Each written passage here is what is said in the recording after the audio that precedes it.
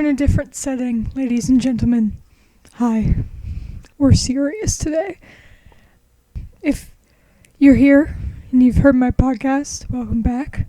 If this is your first time, hey. Today, I have a very important topic to talk about. I want to talk about the topic. Short hair. And women with short hair. Yep. The pixie cut, the shag, the mullet, the bob. It exists. It's wonderful. It's beautiful. It's empowering. As a short hair girl myself, I've heard it. You look like a lesbian. You look like a boy. Why would you do that to your hair? I've heard it. I've thought about it. And I want to dissect why. Why is it such a big deal when a woman cuts her hair? When a person cuts their hair, why does our world and society kind of flip out? They don't know how to deal with it. They don't know how to process it. And it all starts with what we've been ingrained with as children and the expectations and standards set by the world. It all starts with the psychology behind it. Kind of what triggers in our brains when we see a woman cut their hair. And it goes as far back as just simply age. It's considered that a woman with long hair is young and beautiful and sensual.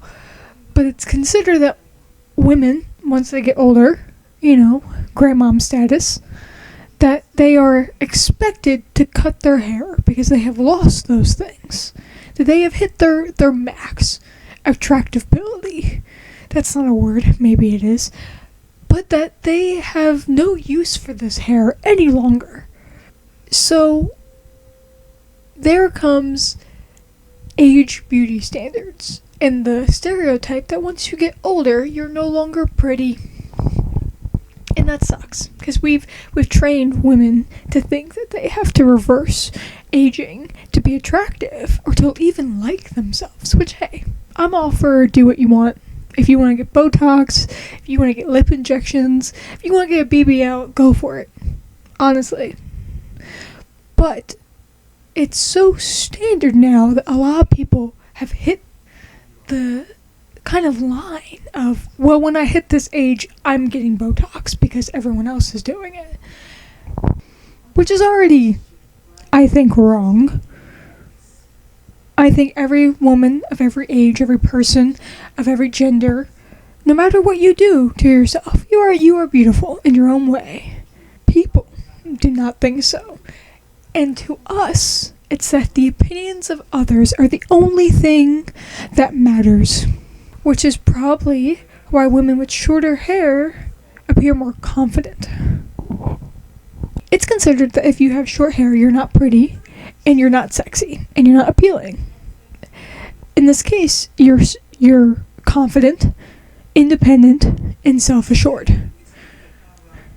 Then comes the portrayal of masculine. You're giving them these characteristics, maybe unwillingly. Maybe they're not aiming for this, they're just trying to be themselves. And you're making them something just based on the way they look or dress. This is also wrong and hurtful. Because now you're putting your idealisms onto this person. And you're confusing them, especially when they're young.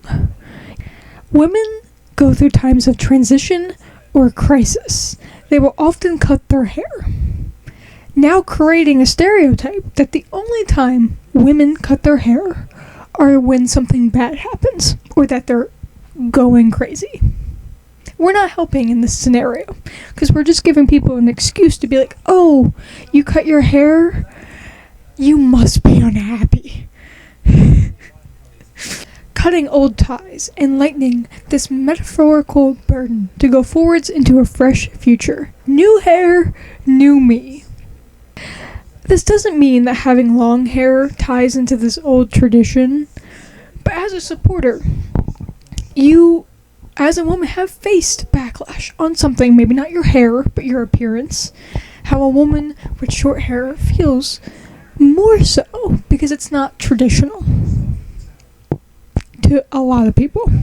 Another quote. I read a really cool article. I'll link it in the description, I hope. Hair does not completely sum up who we are, what we stand for, or where we're going. It does not make us any more masculine or feminine unless you give it the power to, in your own right. It does not make you gay, or any sexuality that you choose not to be. And the only reason people try to use these terms is to hurt you and generalize you for some weird surge of their own internal confusion and uneducated ignorance. Those people who use terms like lesbian to try to hurt us. One, it's not an insult. The world loves to tell women what to do with their bodies. I'm taking off the glasses for this. I'm looking at you. The world loves to tell women what to do with their bodies when they should have no right. So, if you want to have short hair, I say go for it. I think it's wonderful. I think it's expressive. It's fun. It's easy. And it's amazing. Many people in media now are representing the short hair community. And I love it. I'm living for it. Emma Stone pixie cut at the Oscars. Wonderful. Emma Chamberlain, a huge influencer. Wonderful. And so many others have been representing and trying to normalize it. And it's wonderful. In 2020, we saw the short hair don't care movement take off at the height of the pandemic, which also people kind of did that as like, we're indoors, we're locked down, we're going a little crazy, time for a haircut. Again, maybe not the right circumstance, but I appreciate the movement. I've been a short hair gal since I was in 4th grade. For reference, that was, we'll say 11 years ago. It's probably so wrong. No. If I was 10 in 5th grade and I'm 19, almost 20, that's 9 years ago. 4th grade's a year. Okay. 10 years ago? 12? Throw out numbers. 15 years ago. You'll never know how old I am. Did I say 19? I meant 30. And, you know, I did it and it was wonderful. It was the best thing I could have done for a young girl in the world growing up. You know, it really taught me a sort of bravery that I'm glad I learned early with appearance and representation. I've had some bad haircuts, obviously. Not obviously, because this one's wonderful. But, like, you really have to sometimes not like something about yourself to really be comfortable with yourself. You know what I mean? And I've gone through many stages and many hair journeys, and I can say I've always come back to a similar hairstyle, and I'm lucky it works on me. You know, some people aren't so lucky and short hair does not work on them. I understand. That's a problem. But I'm lucky I think it works. Actually, funny little side story. So those of you who have watched The Walking Dead, you all know Maggie Green, first appearance, season 2. That's when I first cut my hair. When I first started watching The Walking Dead, yes, okay, 4th grade. It's not that bad. And so I kind of, like, followed Maggie's hair journey through the show. So, like, every haircut she got, I got. And after that, when I stopped watching the show, I kind of just, like, found haircuts on Pinterest I liked, and honestly, best place in the world. I love it. If you want to go follow me on Pinterest, share ideas. I have so many great pins. Anyway, side tangent.